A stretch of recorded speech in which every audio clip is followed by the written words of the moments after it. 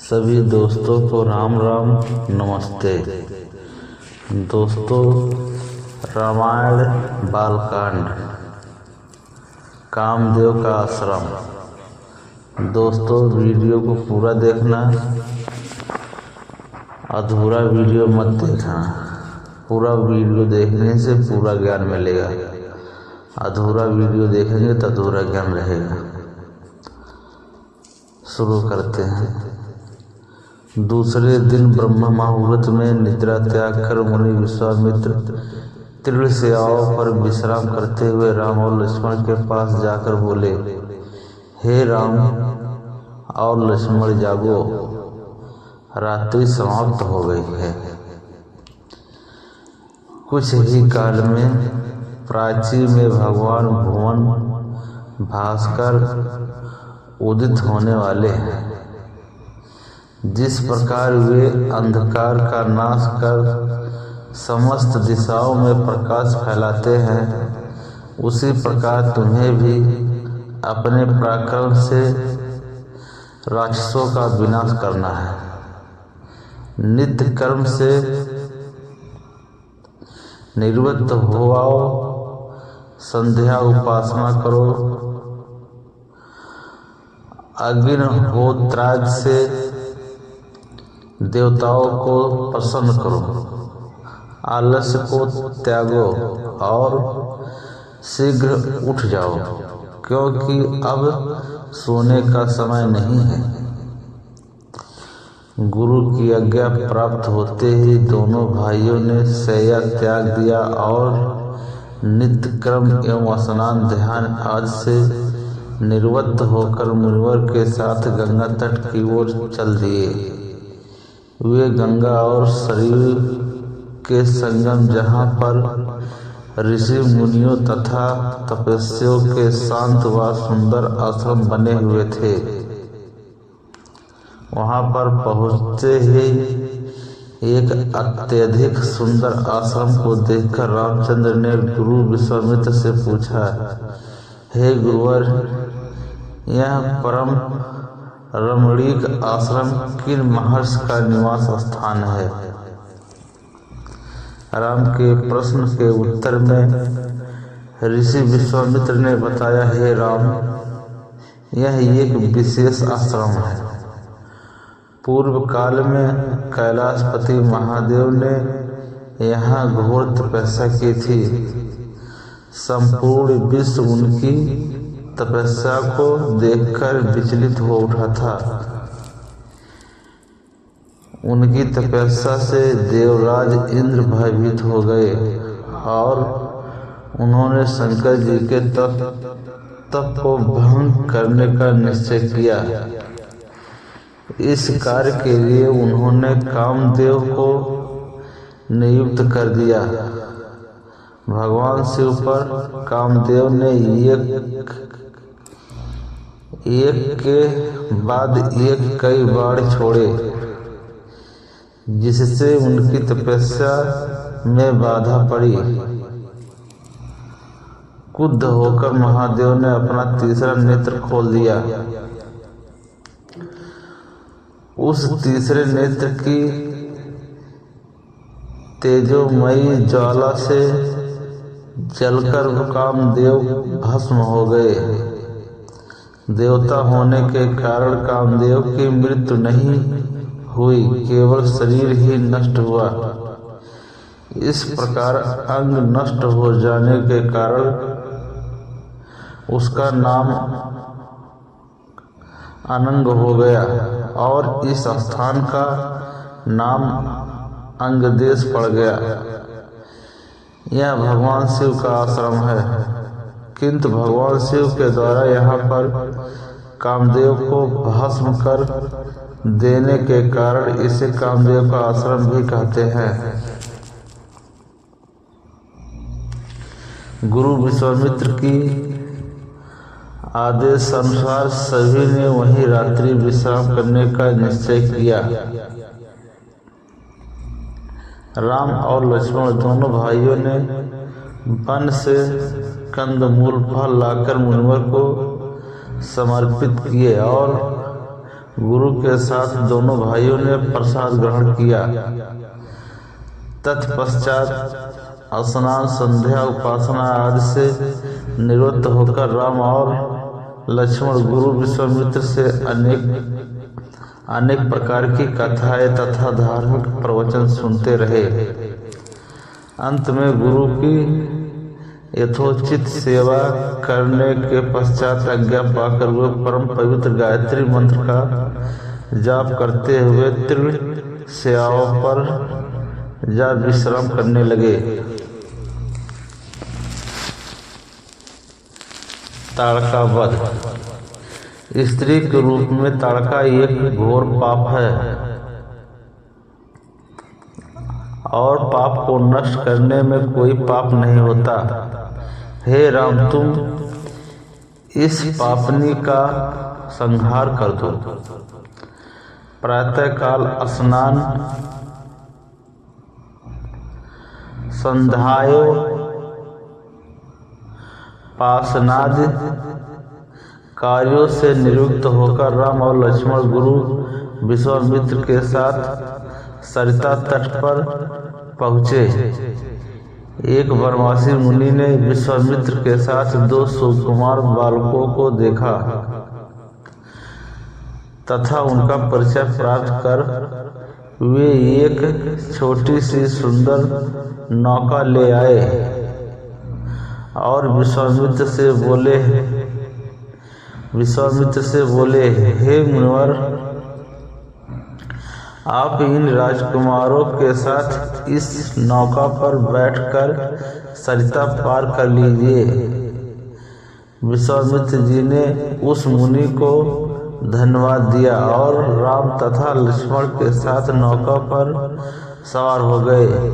इस प्रकार वे सागर से मिलन की आतुरता में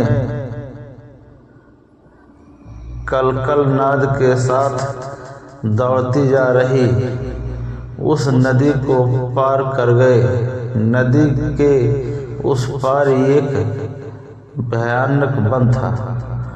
उस वन को देखकर राम बोले, गुरुदेव, यह वन तो बड़ा भयंकर है। सभी ओर से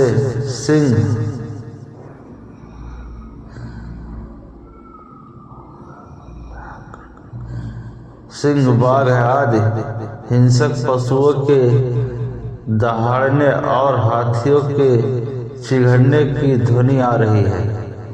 जंगली सुअर, भालू, वन भैंसे आदि वन्य प्राणी भ्रमण करते दृष्टिगत हो रहे हैं। वृक्षों की सघनता के कारण सूर्य का प्रकाश इस वन के भीतर घुसने का साहस नहीं कर पा रहा है और इसी कारणवश चारों ओर अंधकार हो रहा है। इस अति दुर्गम वन का क्या नाम है? राम के इस प्रश्न का उत्तर विश्वामित्र ने इस प्रकार दिया है। राघव, पूर्व काल में इस स्थान में वन न होकर मलदा और करूप नाम के 2 बड़े समृद्ध राज्य हुआ करते थे। दोनों ही राज्य ऊंची ऊंची अट्टालिकाओं, वीथिकाओं तथा सुंदर पथों से सुशोभित थे तथा धन धान्य और समृद्धि से परिपूर्ण थे। दूर दूर के व्यापारी यहाँ पर व्यापार करने आया करते थे, किंतु ताड़का नामक एक यक्ष कन्या ने उन दोनों राज्यों का विनाश कर दिया। ऋषि विश्वामित्र ने आगे बताया, ताड़का कोई साधारण स्त्री न होकर सुंद नाम के राक्षस की पत्नी और मारीच नामक राक्षस की माता है। उसके शरीर में 1000 हाथियों के बराबर बल है और वह अत्यंत पराक्रमी और शक्तिशाली है।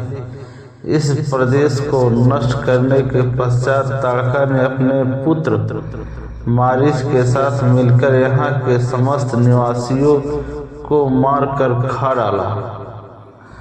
अब उनके भय से यहाँ 2-2 कोस दूर तक किसी मनुष्य की परछाई भी दिखाई नहीं देती। भूलवश यदि कोई यहाँ आ भी जाए तो जीवित नहीं लौट पाता। उसी ताड़का का संहार करने के लिए ही मैं तुम्हें यहाँ लाया हूँ। राम ने आश्चर्य से पूछा, गुरुदेव, स्त्रियां तो कोमल और दुर्बल होती हैं, फिर ताड़का में 1000 हाथियों का बल कैसे आ गया? ऐसा प्रतीत होता है कि अवश्य कुछ न कुछ रहस्य है। विश्वामित्र बोले, वश तुम्हारा कथन सत्य है और वास्तव में इसके पीछे एक रहस्य है। सकेतु नाम का एक अत्यंत बलवान यक्ष था। वह संतानहीन था। अंत संतान प्राप्ति के उद्देश्य से उसने ब्रह्मा जी की कठोर तपस्या की। उसकी तपस्या से प्रसन्न होकर ब्रह्मा जी ने उसे संतान होने का वरदान दे दिया। परिणाम स्वरूप ताड़का का जन्म हुआ। सकेतु के द्वारा ताड़का के अत्यंत बली होने का वर मांगने पर ब्रह्मा जी ने उसके शरीर में 1000 हाथियों का बल दे दिया। विवाह योग आयु होने पर सकेतु ने ताड़का का विवाह सुंद नामक राक्षस से कर दिया और उससे मारीच का जन्म हुआ। मारीच भी अपनी माता के समान बलवान और पराक्रमी था। वह सुंद राक्षस का पुत्र होकर भी स्वयं राक्षस नहीं था, किंतु बाल्यकाल में वह बहुत उपद्रवी था। ऋषि मुनियों को अकारण कष्ट दिया करता था। उसके उपद्रव से त्रस्त होकर एक दिन अगस्त मुनि ने उसे राक्षस हो जाने का शाप दे दिया। अपने पुत्र के राक्षस गति प्राप्त हो जाने से सुंद अत्यंत क्रोधित हो गया और अगस्त ऋषि को मारने दौड़ा। इस पर अगस्त ऋषि ने शाप देकर सुंद को तत्काल भस्म कर दिया। अपने पति के मृत्यु का बदला लेने के लिए ताड़का भी अगस्त ऋषि पर झपटी। इस पर अगस्त ऋषि ने शाप देकर ताड़का के सौंदर्य को नष्ट कर दिया और वह अत्यंत कुरूप हो गई। अपनी कुरूपता को देखकर और अपने पति की मृत्यु का बदला लेने के लिए ताड़का ने अगस्त मुनि के आश्रम को नष्ट करने का संकल्प किया है। अंत हे राम, मैं तुम्हें आज्ञा देता हूँ कि तुम ताड़का का वध करो। तुम्हारे अतिरिक्त इसका वध कोई भी नहीं कर सकता। अपने मन से यह विचार निकाल दो कि यह स्त्री है और स्त्री का वध मैं कैसे करूं। स्त्री के रूप में यह एक घोर पाप है और पाप को नष्ट करने में कोई पाप नहीं होता। समस्त संशय को त्याग कर मेरी आज्ञा से तुम इस पापनी का संहार कर दो। राम ने कहा, गुरुवर, आपकी आज्ञा मुझे शिरोधार्य है। समस्त मानवों के कल्याण के लिए मैं अवश्य ही ताड़का का वध करूंगा। इतना कहकर राम ने अपने धनुष पर बाण रखकर उसकी प्रत्यंचा को कान तक खींचकर भयंकर टंकार किया। टंकार से उत्पन्न ध्वनि से समस्त वन प्रांत गुंजयमान हो उठा। वन्य प्राणी भयभीत होकर इधर उधर भागने लगे। इस प्रकार की अप्रत्याशित खलबली मची देखकर ताड़का क्रोध से भर उठी। धनुष ताने राम को देखते ही इस विचार से कि कोई अपरिचित कुमार उसके साम्राज्य पर आधिपत्य करना चाहता है, वह क्रोध से पागल हो गए। राम पर आक्रमण करने के लिए वह तीव्र गति से उन पर झपटी। ताड़का को अपनी ओर आते देखकर राम ने लक्ष्मण से कहा, हे सौमित्र, ताड़ के वृक्ष जैसी विशाल और विकराल मुख वाली इस राक्षसी का शरीर कितना क्रूर है। इसकी मुख मुद्रा देखकर ही प्रतीत होता है कि यह बड़ी हिंसक है और निरीह प्राणियों की हत्या करके उनका रक्तपान करने में इसे बहुत आनंद आता होगा। तुम एक तरफ सावधान होकर खड़े हो जाओ और देखो कि कैसे इसे मैं अभी यमलोक भेजता हूँ। विकराल देह धारिणी ताड़का अपने बड़े बड़े दांत, चमकाती भुजाओं और फैलाए हुए द्रुतगामी बिजली की तरह राम और लक्ष्मण पर अत्यंत तीव्रता के साथ झपटी। राम इस भयंकर आक्रमण के लिए पहले से ही तत्पर थे। उन्होंने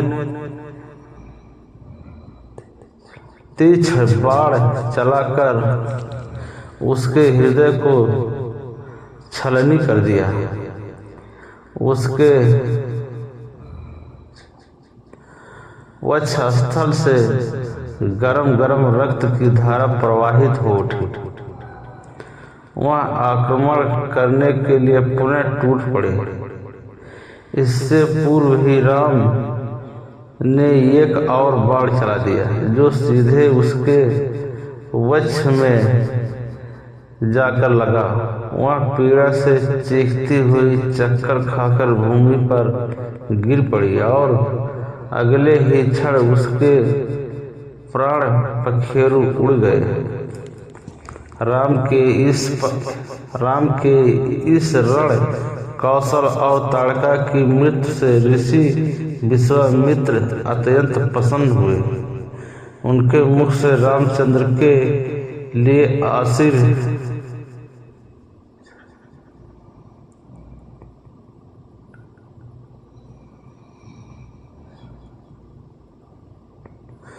आशीर्वचन निकलने लगे।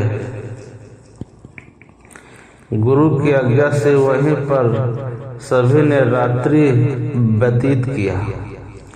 प्रातः काल उन्होंने देखा कि ताड़का के आतंक से मुक्ति पा जाने के कारण उस वन की भयंकरता और विकरालता समाप्त हो चुकी है। कुछ समय तक उस वन की शोभा निहारने के उपरांत स्नान पूजन से निवृत्त होकर वे महर्षि विश्वामित्र के आश्रम की ओर चल पड़े।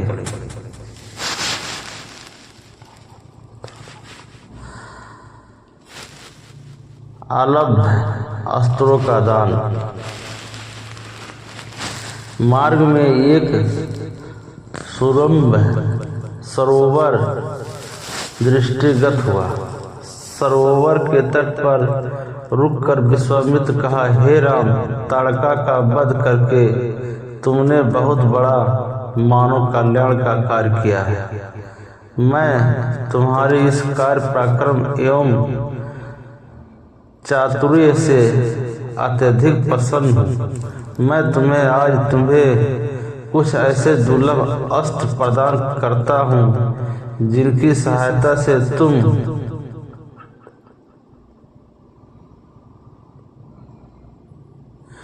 दूर दे मनीय देवताओं, राक्षसों, यशो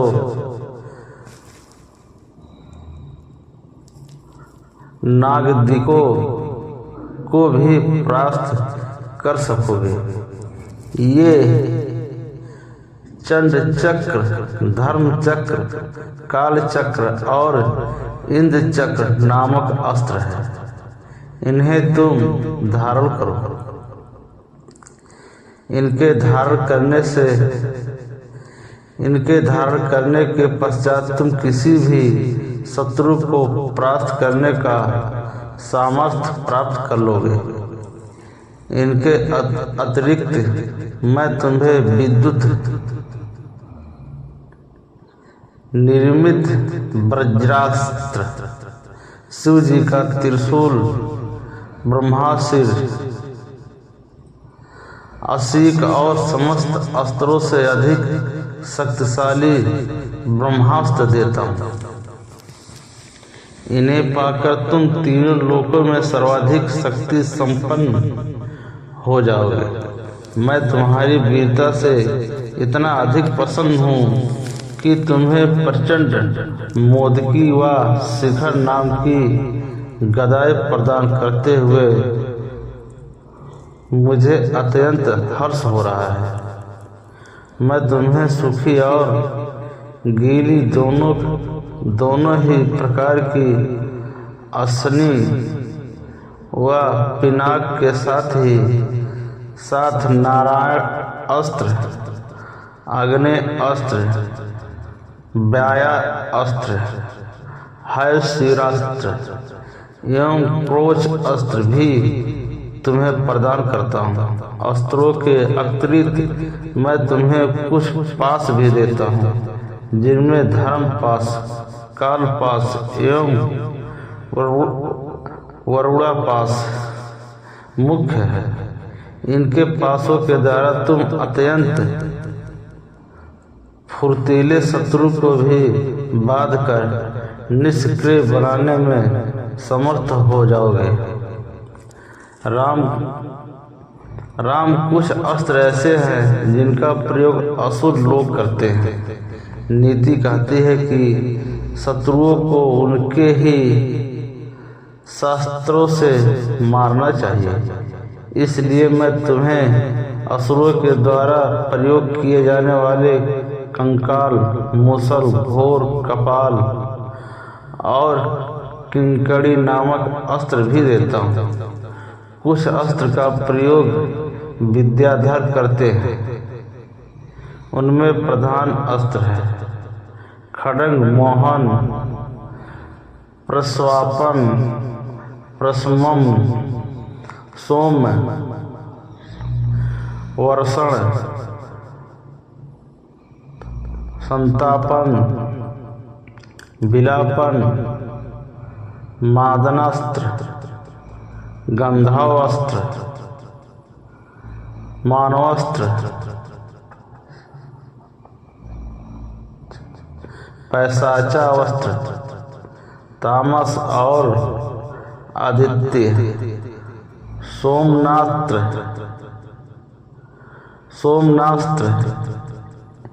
इन सभी अस्त्रों को भी मैं तुम्हें देता हूँ। ये मौसलास्त्र, सत्यास्त्र, असुरों का मायामय अस्त्र और भगवान सूर्य का प्रभास्त्र है, जिन्हें दिखाने मात्र से शत्रु निस्तेज होकर नष्ट हो जाते हैं। इन्हें भी तुम ग्रहण करो। अब इन अस्त्रों को देखो, ये कुछ विशेष प्रकार के अस्त्र हैं। ये सोम देवता द्वारा प्रयोग किए जाने वाले सीसर एवं दारुण नाम के अस्त्र हैं। सीसर के प्रयोग से शत्रु शीत से अकड़कर और दारुण के प्रयोग से शत्रु गर्मी से व्याकुल होकर मूर्छित हो जाते हैं। हे वीर श्रेष्ठ, तुम इन अनुपम शक्ति वाले शत्रुओं का नाम मर्दन करने वाले और समस्त मनोकामनाओं को पूर्ण कराने वाले अस्त्रों को धारण करो। इतना कहकर महामुनि ने संपूर्ण अस्त्रों को, जो देवताओं को भी दुर्लभ है, बड़े स्नेह के साथ राम को प्रदान कर दिया। उन अस्त्रों को पाकर राम अत्यंत प्रसन्न हुए और उन्होंने श्रद्धा के साथ गुरु को चरणों में प्रणाम किया और कहा, गुरुदेव, आपकी इस कृपा से मैं कृतार्थ हो गया हूँ। अब देवता, दैत्य, राक्षस या आदि कोई भी मुझे परास्त नहीं कर सकता। मनुष्य की तो खैर बात ही क्या है, किंतु मुनिवर इसी प्रकार के अस्त्र गंधर्वों, देवताओं, राक्षसों आदि के पास भी होंगे और उनका प्रयोग वे मुझ पर भी कर सकते हैं। कृपया करके उनसे बचने के उपाय भी मुझे बताइए। इसके अतिरिक्त ऐसा भी उपाय बताइए जिससे इन अस्त्रों को छोड़ने के पश्चात अपना कार्य करके वे अस्त्र पुनः मेरे पास वापस आ जाए। राम के इस प्रकार कहने पर विश्वामित्र बोले, राघव, शत्रुओं के अस्त्रों को मार्ग में ही काटकर नष्ट करने वाले इन सत्यवान, सत्य कीर्ति, प्रतिहार, प्राणमुख, आवान्मुख, लक्ष्य, उपलक्ष्य आदि इन अस्त्रों को भी तुम ग्रहण करो। इन अस्त्रों को देने के बाद गुरु विश्वामित्र ने राम को वे विधियां भी बताई जिनके द्वारा प्रयोग किए हुए अस्त्र वापस आ जाते हैं। चलते चलते हुए वन के अंधकार से निकलकर ऐसे स्थान पर पहुँचे जो भगवान भास्कर के दिव्य प्रकाश से आलोकित हो रहा था और सामने नाना प्रकार के सुंदर वृक्ष, मनोरम उपत्यका एवं मनोमुग्धकारी दृश्य दिखाई दे रहे थे। रामचंद्र ने विश्वामित्र से पूछा, हे मुनिराज, सामने पर्वत की सुंदर